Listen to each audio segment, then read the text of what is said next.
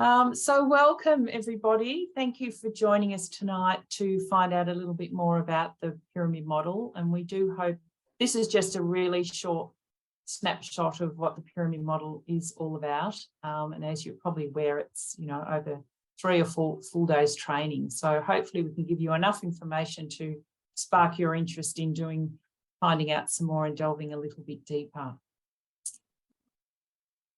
So first of all, I would like to acknowledge the traditional owners of the lands on which we meet today, and I'm sure we have people meeting from lots of different places, and pay our respects to our elders past, present and emerging. And we share commitment to nurturing future generations of elders in Aboriginal and Torres Strait Islander communities. So first of all, I'll just briefly talk to you about who developed the pyramid model. And as you'll see in the centre here, this website, NCPMI, is the National Centre for Pyramid Model Innovation. And this extends and deepens the work of numerous faculty members and research scholars from multiple institutions who've contributed to the development of the pyramid model for promoting social and emotional competence in infants and children. So as you'll see, there's quite a few logos on the screen. So this one on the left, the Centre for Social Emotional Foundations for Early Learning. There is the evidence-based practice for young children with challenging behaviours. And the technical side of it all is what was always known as TAXI, the Technical Assistance Centre on a social emotional intervention for young children. But now it all comes under the one umbrella of NCPMI. And this work with the pyramid model began in the US back in 2001 with the Centre on Social and Emotional Foundations for Early Learning, which was called CEFL. And it was funded by the US Department of Health and Human Services and the Administration for Children and Families from 2001 till 2011. And then it continued through an explicit collaboration with the Centre for Evidence-Based Practice with Young Children with Challenging Behaviour, and that was funded by their Office of Special Education Programs. And then the technical part for young children was funded in 2008, so they could develop all the resources that we now have built upon. And this work has been informed by multiple research grants over all those years and scholarly work conducted by the pyramid model researchers and students. And of course, the driving force in that too is Professor Mary Louise Hemeter, who will be coming out here in a few weeks. And these efforts include funding from the following sources: the US Department of Education, the Institute of Education Sciences, and the Office of Special Education. So they have a lot of areas where they can apply for grants over there, which is wonderful and wonderful for us and the pyramid model. So that's just a quick snapshot. But all the main resources that incorporates all of this and all the research are on the NCPMI website, which hopefully you might enjoy exploring. This is our team. We have most of us in Melbourne, and we have Sarah, who works up in Wagga in New South Wales as well. So we're spread out a little bit. So now we wanted to share with you a video talking about the development of the pyramid model in Australia.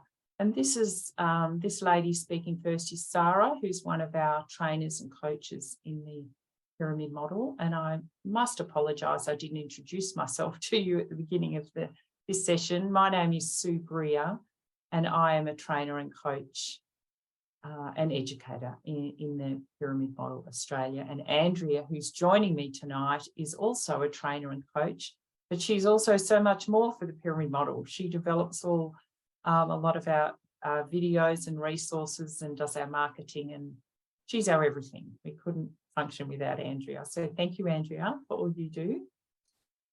And this is Sarah. So I'll just play this video to you now just to give you an understanding of the development of the pyramid model in Australia.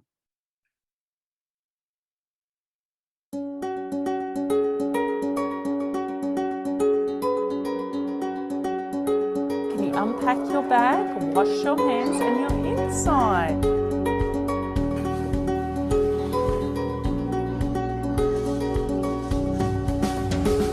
Fruit time has finished. Inside side, Packed Away has the niche. What can we do after we finish building?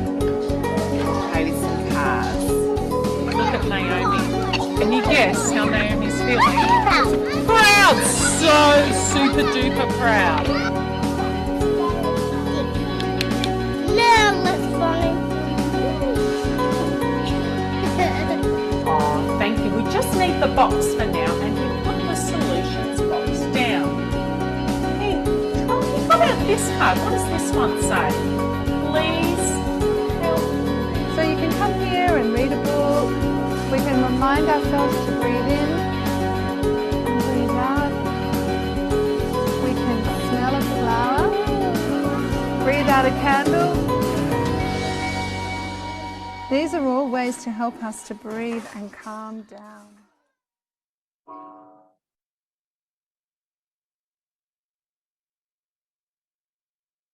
Hi, I'm Janine Swalwell. I'm a psychologist and educator working at Monash University. I've been working with the pyramid model for some years now, actually since 2011, to bring it to Australia because I realised that it helps educators to help families and children to promote children's social, emotional and behavioural development. The pyramid model is best practice. It's best practice because it enhances educators' understanding of how to take what they understand in terms of responsive education and to bring that together for those children who need extra support with intentional teaching. The pyramid model therefore brings together best early childhood education practices with positive behaviour intervention support and special education practices. So it's unique in that in one framework we have an opportunity to bring together different ways of thinking which have traditionally been apart.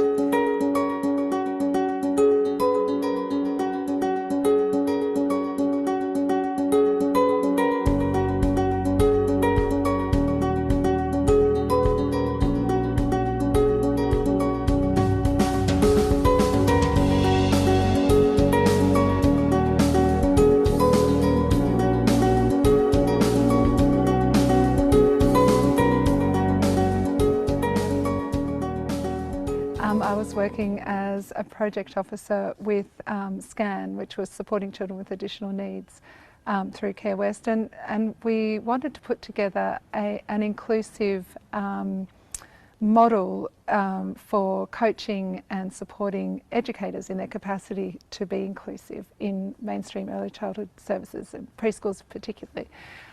So we actually explored the pyramid model due to Mary Louise Hemmeter having been in Sydney and providing training to education leaders. And so we knew about it, and I hadn't been at that training, so I came at it secondhand, did a lot of research on the internet and was very excited about this model. In particular, we were looking for an inclusive measure and found that the Teaching Pyramid Observation tool was going to be absolutely perfect for what we were hoping to achieve. But upon more research and actually attending training with Mary Louise when she did come out, which was very lucky and fortuitous for me, given that the training was in Victoria and I was in New South Wales and we were lucky enough to come along, we then really realised that this whole model was just what we were looking for and really something that aligned beautifully with all elements of early childhood. So whether you were a family or an educator or a service provider or even community.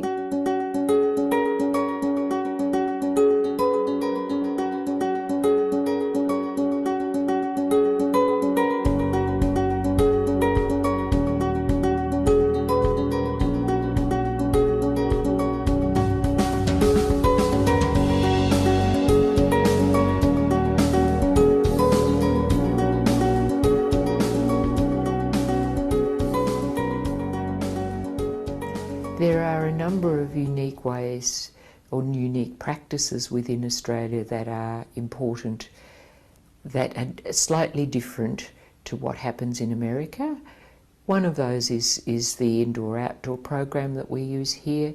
Others of them are that we use different language in the way we speak about things. We emphasise different aspects of social emotional development, slightly more in an Australian context, slightly more in an American context. So those differences we needed to reflect in the resources that we're bringing to educators for their use. And we're highlighting some things, so we're highlighting practices with families that might be able to be helpful to families, because we know there are a lot of families out there who feel very isolated with their young children, very unsupported with their young children, and educators across all early childhood services are one of the potential supports for families that families really appreciate. We also know that families with children with additional needs really value their children being included within all early childhood contexts, all contexts across the community. And we know that pyramid model practices help educators to be able to include children. We know that educators have a consistent model when they use the pyramid model for how they include children, and what happens is that the other children become more socially competent, so that promotes the social competence around the child with additional needs, who then becomes more socially competent as well. I find that they're a lot more independent, particularly having the visuals. They're a lot more independent, and they can solve problems in play without always relying on us.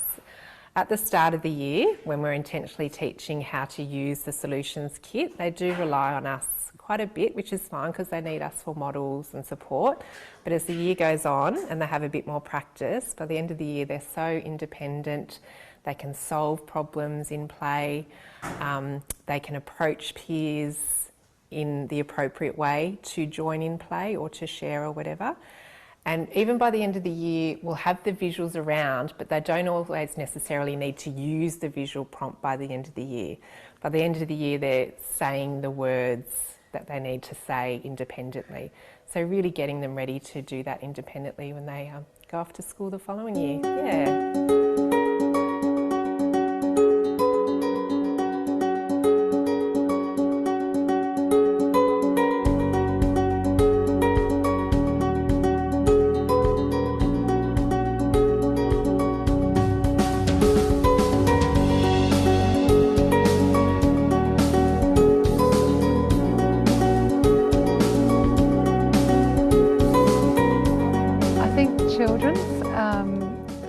Particular experiences with the pyramid model are so much around the social development, social skills and emotional literacy, but that can come through any element of the model. And I keep doing this visual of the pyramid being that we're focusing on relationships and environments, but also this element of intentionally teaching social emotional skills. And those skills do come at any stage in the pyramid, but particularly they're learning about how to solve common social problems like how to share, how to take turns, how to ask for help and what it is that they're asking for. So they're not actually asking for an adult to do something, they're asking for help in solving a problem, an issue.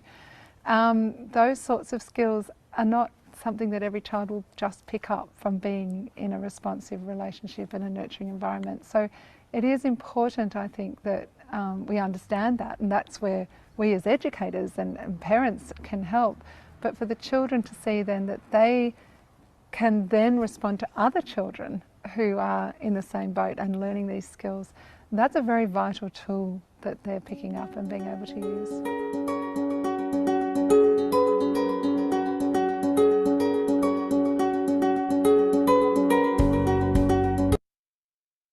Okay, thank you, everybody. And just looking at that timeline that we had there about the development in Australia, and we've been continuing since 2018 to support our teachers, educators, long daycare services, anyone in early childhood services. And as we mentioned before, that COVID really, everybody had to just turn around how they worked, and we, managed to do that through those last 3 years, many of our training on Zoom, group coaching and so on. So that was, very, very effective too, and the teachers, we got some lovely positive feedback. And also we just wanted to remind you all, if you happen to be going to the Early Childhood Conference this year in Adelaide in October, we will be there, so please come up and say hello. We will have a poster displayed, and we have a stand there. You can come and buy some, or find some lovely resources, and hopefully we'll be talking at the conference, presenting. So we're yet to find out, but please come and say hello if you are going to be there. Now, having a look at our early years frameworks, the pyramid model is now used extensively in quite a lot of kinders and early learning centres across Australia. And this aligns, the pyramid model aligns very well with our frameworks, with the early years learning frameworks, the national quality frameworks. And on our website, if you're interested, you will see, you can find a video of Professor Mary Louise Hemeter talking about how the pyramid model aligns with our frameworks. I think she's also might be talking about the Victorian early years learning and development frameworks as well. So all our frameworks all align beautifully with the pyramid model, and she talks about that. And the pyramid model also helps all our educators by providing some wonderful strategies and resources. And all the resources from the pyramid model are free to everybody, but it provides all these wonderful resources for supporting children's social and emotional learning. So the pyramid model, and as you've already heard us saying, it's promoting the social emotional competence of children and addressing challenging behaviours. So this is the image that we want you to keep in your mind when we are talking about the pyramid model, and you would have seen Sarah doing that in her talk just then, just thinking of the pyramid. So the first level of the pyramid, the universal promotion, is looking at nurturing and responsive relationships and high quality supportive environments. And we're going to be looking at another video soon, just introducing all these levels to you. The secondary prevention level is for some children. So that's the targeted social emotional supports, and it's a systematic approach to teaching social skills to children, and they can have a preventative effect to prevent the challenging behaviours. And then the third tier is the tertiary intervention, the intensive intervention, which is just for those few children who need just that bit more intervention. You've put all these other levels in place, but we just need that targeted individual intervention for those children. Who uses the pyramid model? So the pyramid model provides guidance for early educators. So everybody in the early education and care world, the pyramid model provides guidance for you to support your children in their social and emotional skills and learning. It also provides guidance for families. We work very closely with our teachers to support families. It's very important to power up with families when you're teaching in any area, particularly in this model.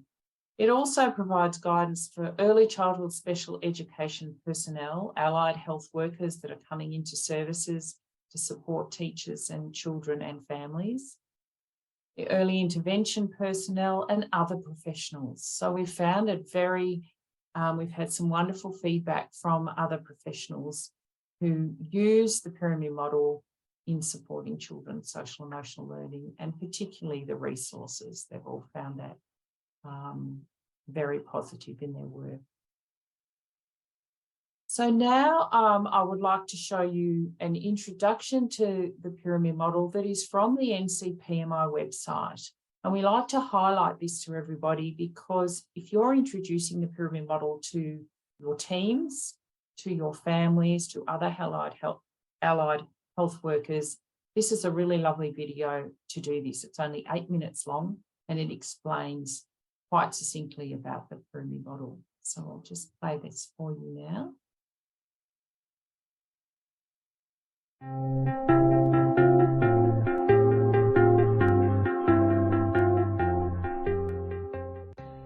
Many decades of research have demonstrated that a prevention approach to emotional and behavioral concerns can yield a lifetime of benefits.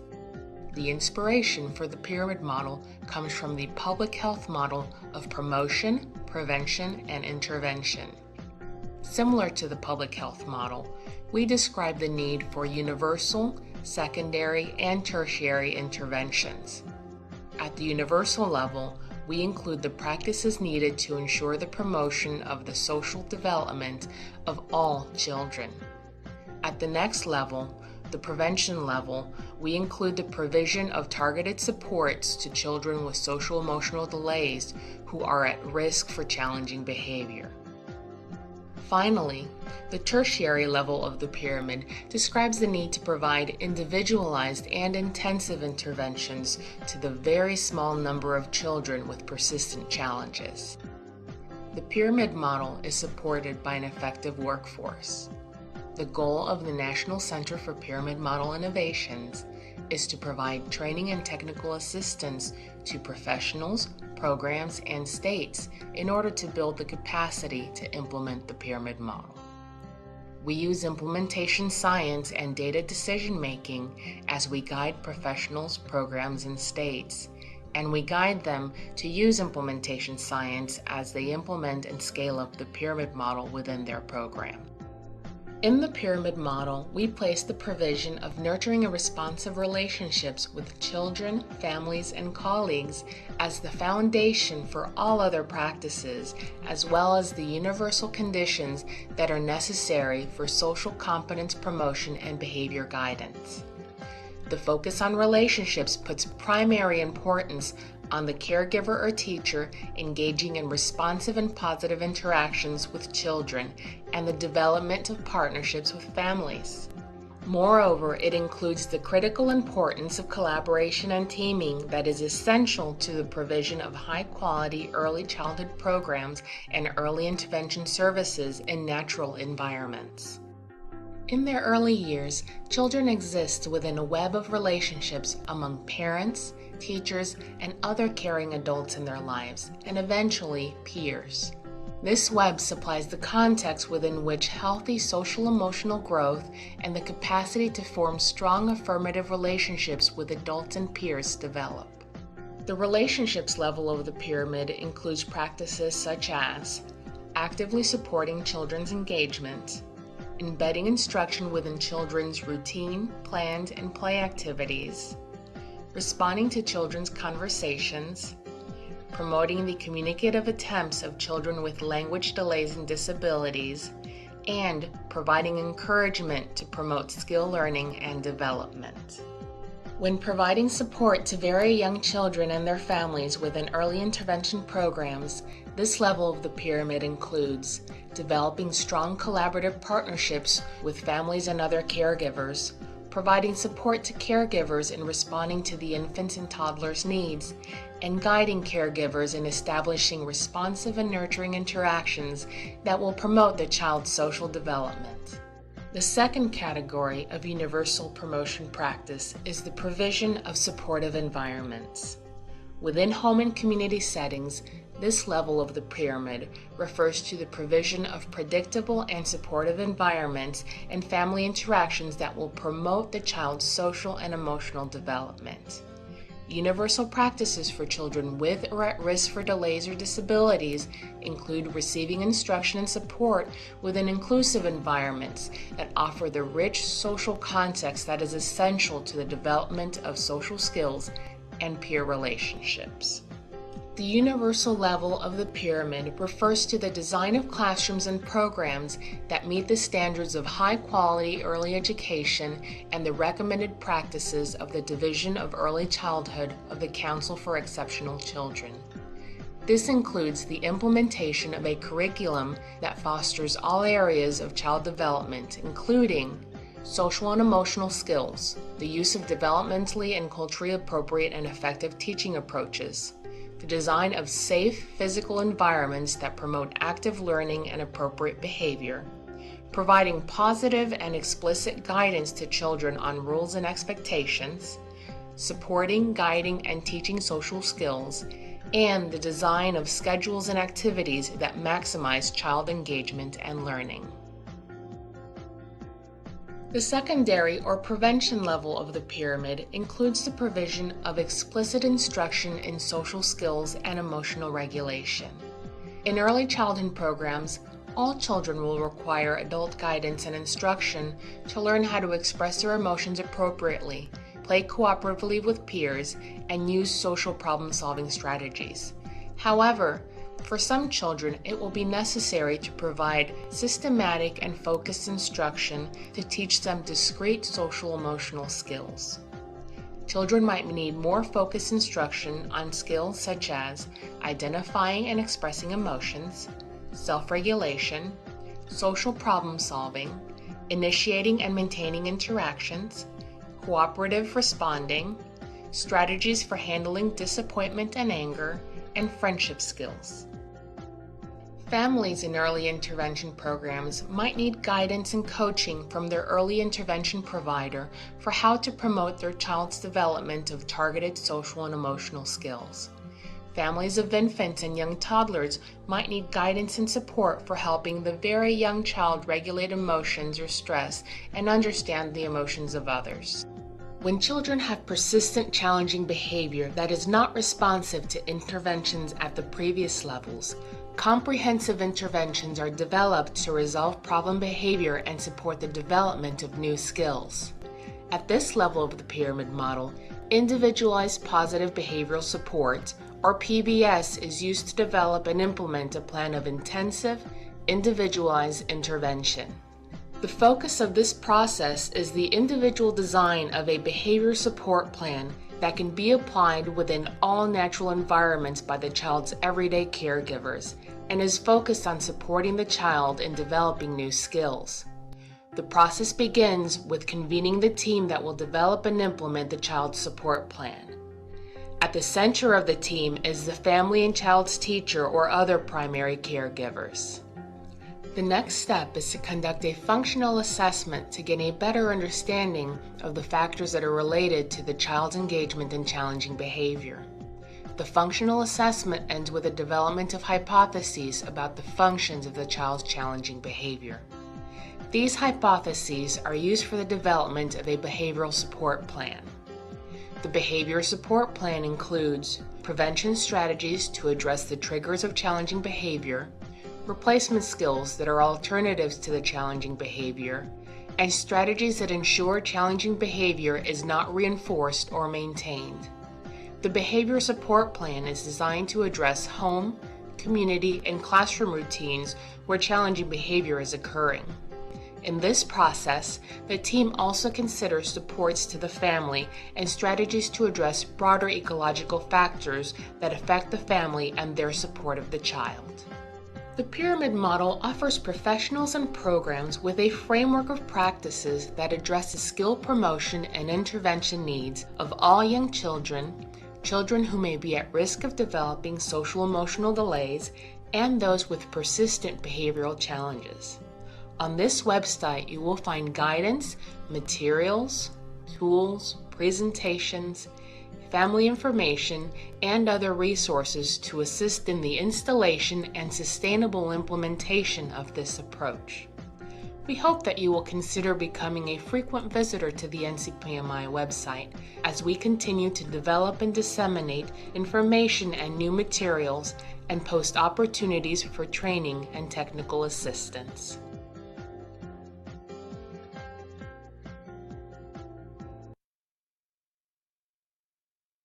So I hope you found that quite valuable in just a really brief outline around the pyramid model. And as I mentioned, that video is available for you to view on the NCPMI website if you want to have another look at it or show your colleagues or pass it on to families as well. So it's just a lovely way to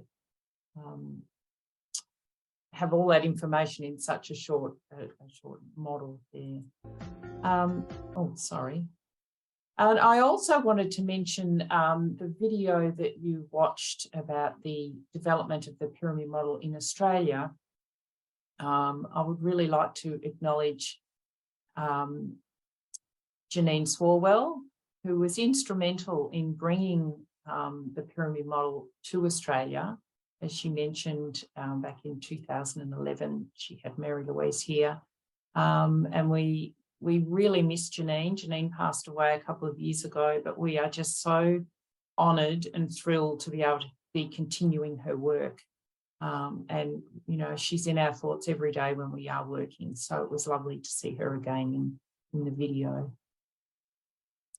So I am showing you a lot of images of the pyramid model, so you're going to remember this always. So here we have it again, which is about promoting the social emotional competence and addressing challenging behaviour. So we're always thinking about having that effective workforce, and that's what's needed to hold up everything. So, you know, to have the training for all the staff. And then we look at that universal promotion of all children with nurturing and responsive relationships between teams, between children and families as well. And then looking at the high quality supportive environments that we provide for children. So this is promoting positive outcomes for all children. So this is the universal promotion for everybody. And then we look at, so we're just going to have a look now briefly at relationships. And I want you just to think about, we're not going to ask you to do any feedback or do any hard work, but I would like you to think about relationships and how important that is in our lives, in our workplaces, in our everyday lives, in our personal lives. And I want you to think of someone who was really special to you when you were growing up. You might like to jot that down or just keep that in your head for the moment. Who was that special person? What made you think of this person? And what did they do that made them important to you or special to you? Now, many, many things when we do this activity, we get many, many varied responses about someone who is really special to you when you were growing up. And how that person makes you feel, if you still see that person, how that person makes you feel when you are together. That beautiful, warm, nurturing relationship, maybe that's the feeling you have. You feel, oh, I can relax now and be myself because that person really knows me. And what are those attributes that that person has? And so they're the things that we unpack and talk about when we're talking about the relationships, the base of the pyramid, which is what this is all about, and developing those nurturing and responsive relationships between your teams that you work with, between your children, building those relationships with all children in your service, but particularly building those nurturing and responsive relationships with the families you're working with. Because as we know, if the families aren't trusting us, they're not going to listen to us. So it's all about relationships, that strong foundation, the pyramid model. And we unpack that over a whole day's training of how that looks like in relationships. So I'd just like you to keep this little activity in mind. Might be something you want to take back and use in your workplace as well. We also love this quote from Yuri Bronfenbrenner. Every child needs one person who is irrationally crazy about him. So every single child needs someone who just loves them, just that connection. And that's particularly important for our little people who do have those challenging behaviours, that someone is building those relationships with those little people. We aren't going to watch this video now. Some of you may have seen this. It's a Rita Pearson video, and it's called Every Kid Needs a Champion. And it's all about connection with children, that every single child we work with needs that connection. When Andrea sends through the PDF to you, you can click on the link and have a look at that. But I would highly recommend you have a look at that. And when you're thinking about relationships, it's another lovely one to use with your colleagues as well. But we all need that connection.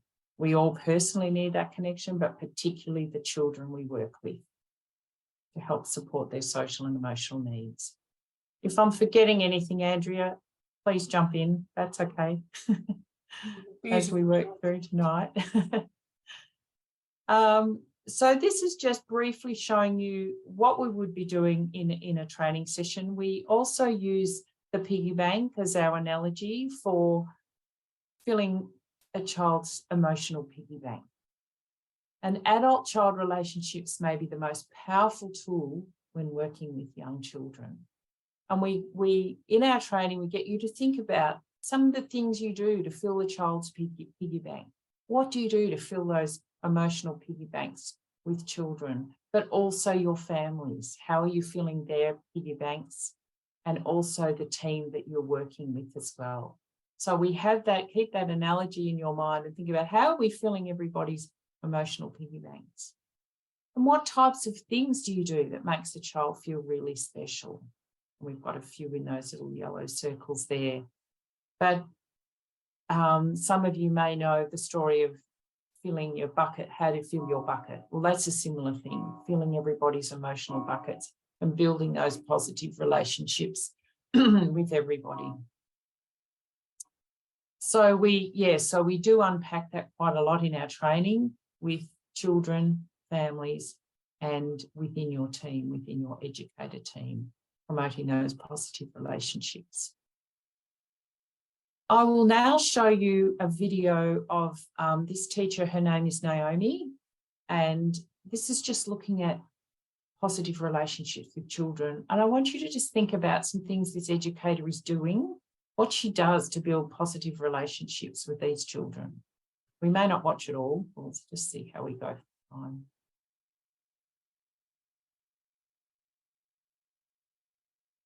Tell me about this painting. What are you doing? Whoops. I'm watching Serenity in the garden. You are watching Serenity in the garden. Flowers. And you're looking for flowers. I'm spading the flowers. Oh, you're spading the flowers. Are you digging the flowers? Up into my truck. Are you making the dirt nice and soft? Yeah. Ah. And what are you going to, in the digging in the dirt, what are you going to put in the dirt? Some little something. Sorry, Serenity, what are you going to put in? Some drops. Oh, I see you're looking for the right colour for the drops. What is what? Oh, pink drops. What's a drop? Serenity, Benjamin's asking you a question. What's a drop? What are the... Drops are little spiders. Drops are little dots that you put in, and then the flowers grow. Oh, do you mean... Like seeds. Is Like it seeds. seeds? Yeah. Oh, seeds. Good detective work, Benjamin. I wasn't sure about the drops either, but I see Serenity meant the seeds. And there's a little bit pink Yes, and black. a little bit pink and black. And what's this, Benjamin? What are you doing down here?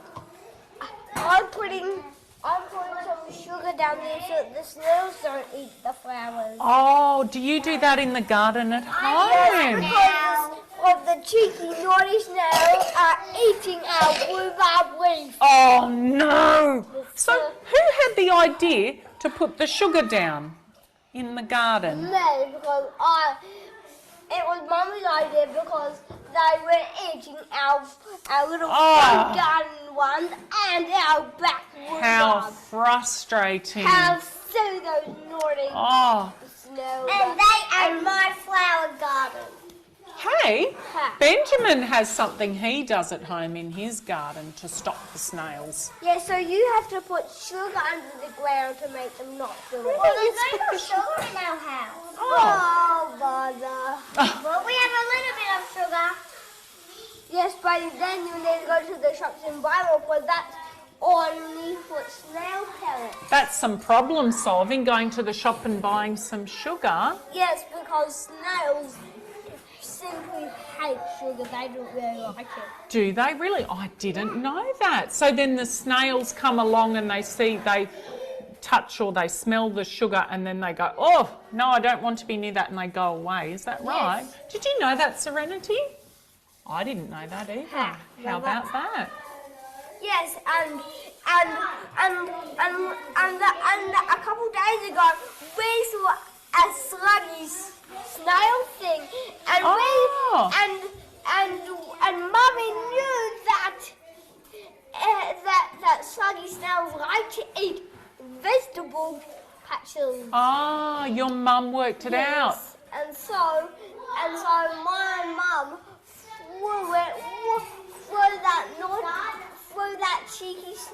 threw that little slug snail right over to the back of the fence. Oh, far away. Yes. So we couldn't come near the vegetables. No. Oh, Yep. how about that? She put it right over the fence. Oh, did she Yep, really? right over the back fence. Does she have a strong arm for throwing? No, she just flopped it over. Oh, she just flicked it over, did she? Yeah. How about that? I love watching that video, and I have seen it many times. Every time I get something out of it each time I watch it. And I think also, you know, I asked you to have a think about what are some of the things that the educator does to build positive relationships with these children.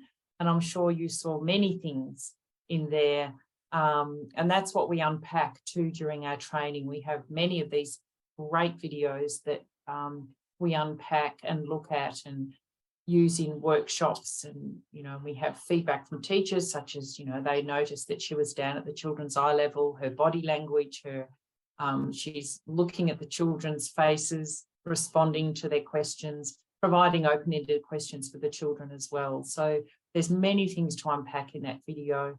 And that's what we look at and really talk to the teachers to, you know, really be aware and intentional when they're building those relationships and how they can do that. That's also a lovely one to share with families, about talking to children as well and asking those questions. So, yes, that's just a little brief snippet of relationships and how important, I'm sure you're all aware, working in early childhood, how aware those important those relationship building is. Sorry, it took me a while to change screens. So we've just put these up here for you because at every level that we've been talking about tonight, the relationships, the environments, the social, emotional, and the intensive interventions. So at each of these levels, we have some checklists, some practice implementation checklists, which helps you and your team look at your practices and also what you would like to improve on. So we have planning forms as well. So these are at every single level, and they've been put together so they're easy to use. They're just a tick box and then a planning form to look at, okay, what would we like to look at in environments around schedules and routines, and how are we going to do that, when and what resources are we going to need. So these checklists and planning forms are really positive, and the teachers are really loving using these to help them with their planning. And we help as well, like as coaches, we help our teachers use these and write up action plans to implement in their services. We will now look briefly at the next part of Tier 1, the high quality supportive environments. And having high quality supporting environments help children feel confident and competent. They know what to do in the space. They are designed to support children's success and also individualise assistance for those children that need just that bit of extra support too. We look at how we can individualise that support for these children in those areas of environments. So we really unpack environments quite a lot. We do that over a whole day's training. And when we're creating supportive environments in the classroom at home, these are the things that we look at and unpack quite a bit more as well, is the physical design, schedules and routines, planning and implementing activities to promote engagement, visual cue systems, and there's many visual cue systems, and anyone working as a speech pathologist will certainly know that. Structuring transitions throughout the day, teaching rules and expectations, and positive feedback and encouragement. So these are all the different things that we're going to talk about in training, and we unpack and show you the resources that are available as well.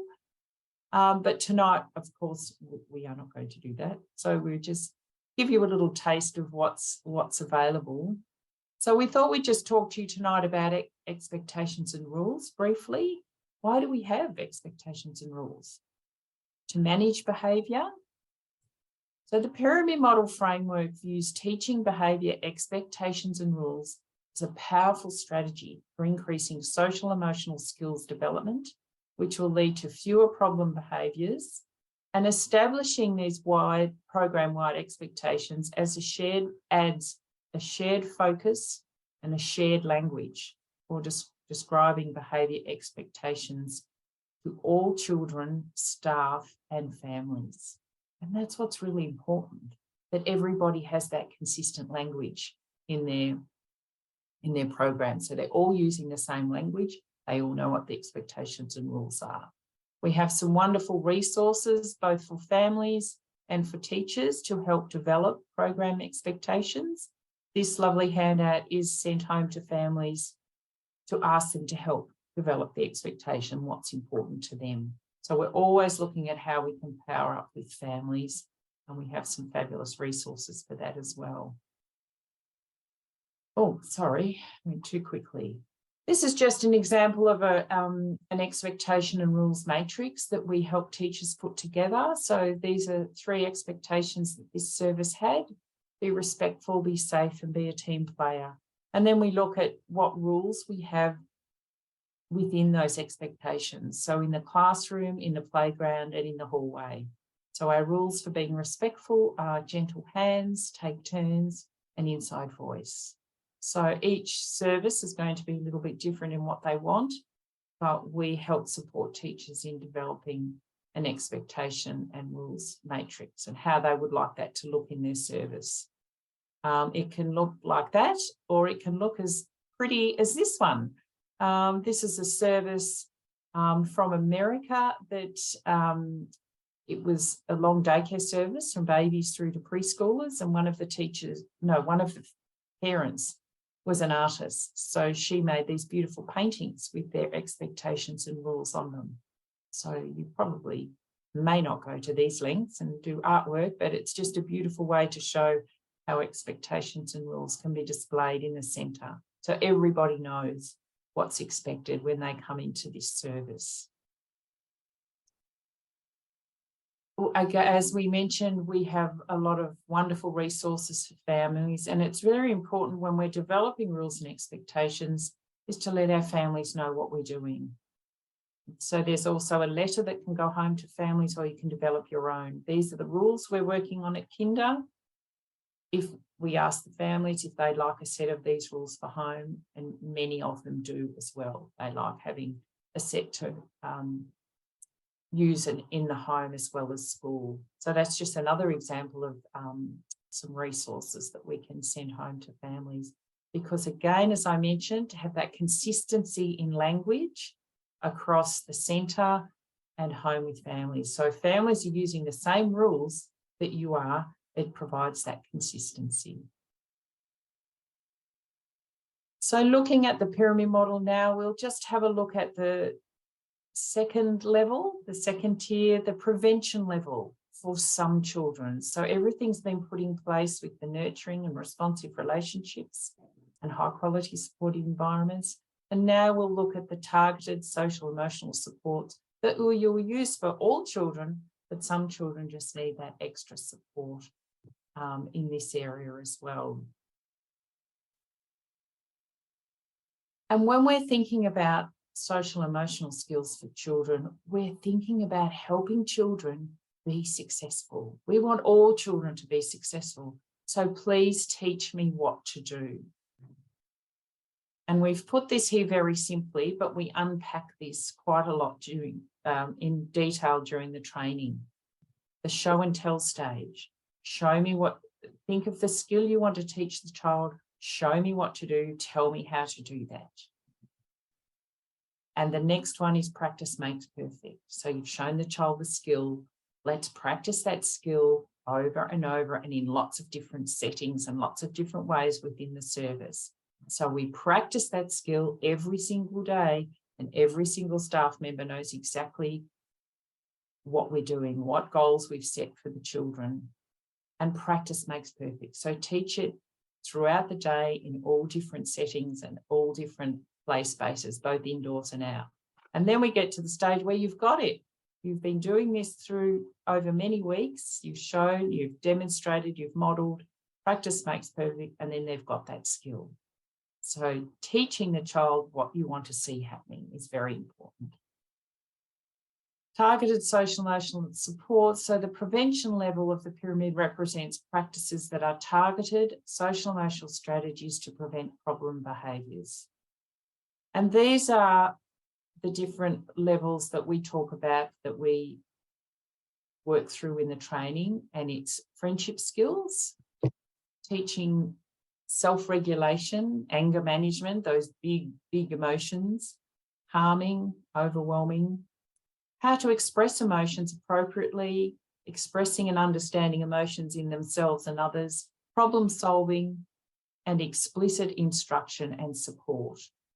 So, of course, we're not going to go into detail of all those points tonight, but I thought I would just briefly show you some of the things we do around enhancing children's emotional literacy. And we do that through direct teaching, through indirect teaching, through the use of songs and games, asking children questions. How would you feel if? Checking in with children, how they're feeling throughout the day, and at the beginning of the day, they might have a check-in chart as they arrive at kinder. Using a feeling dice and feeling wheel, and the use of children's literature.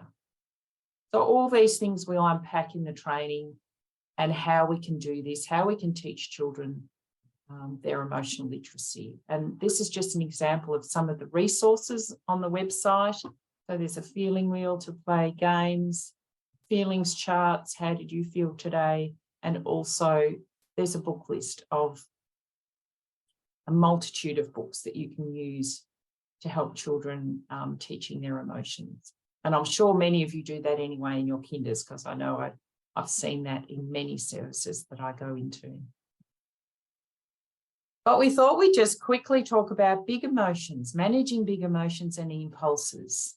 We look at recognising that anger can interfere with problem solving. Learning how to recognise anger in oneself and others is so important.